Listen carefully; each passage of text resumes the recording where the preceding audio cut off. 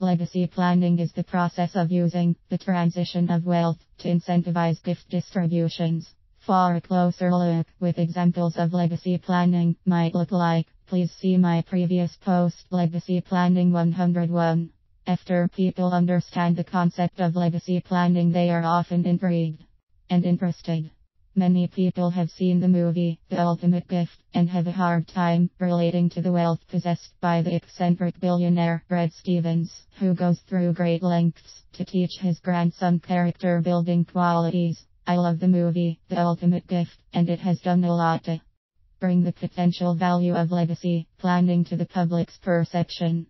I am often asked the question, how much money do I need to have in order to plan for my legacy?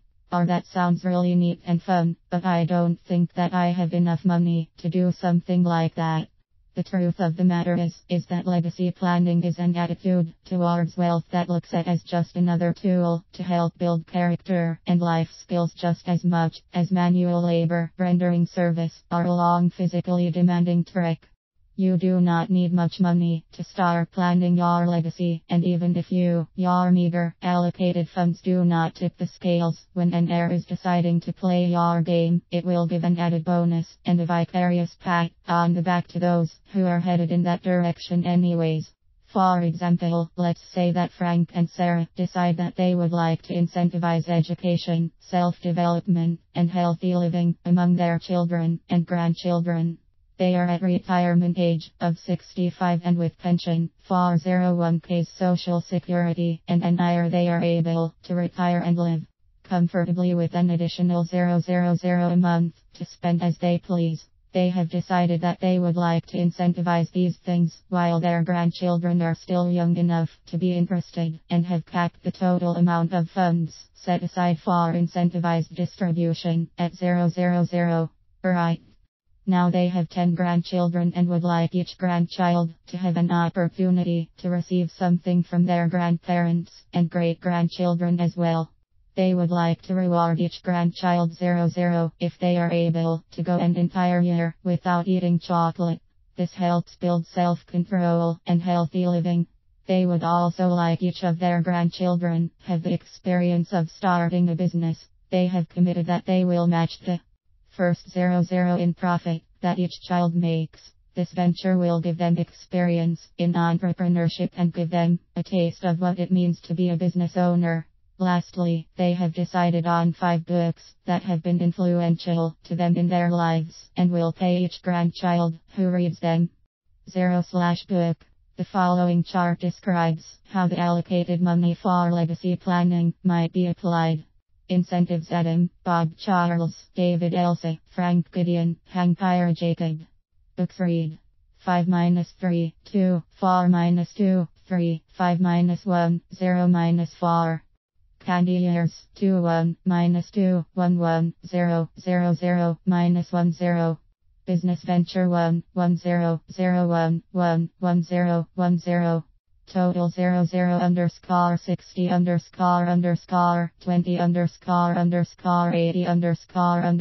_40 _60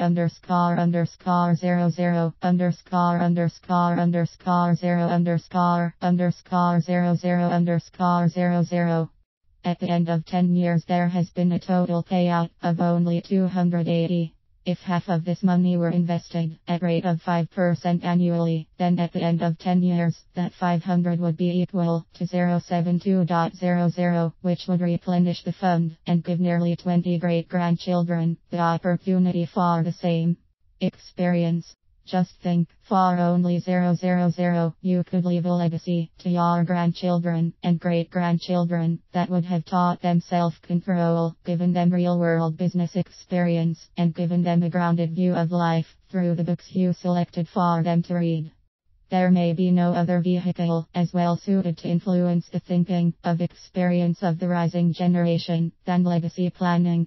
Just think, for only 000, you could leave a legacy to your grandchildren and great-grandchildren that would have taught them self-control, given them real-world business experience, and given them a grounded view of life through the books you selected for them to read. There may be no other vehicle as well suited to influence the thinking of experience of the rising generation than legacy planning. You do not have to be a millionaire to start planning your legacy, and although it will take some money, the return on investment will be worth more to you and your heirs than 10x the amount invested. How many kids can go an entire year without candy? Self-discipline is an ability that exponentially expands your capacity to accomplish. I personally know several people who were willing to forego candy for several years in order to make 00/year when they were young.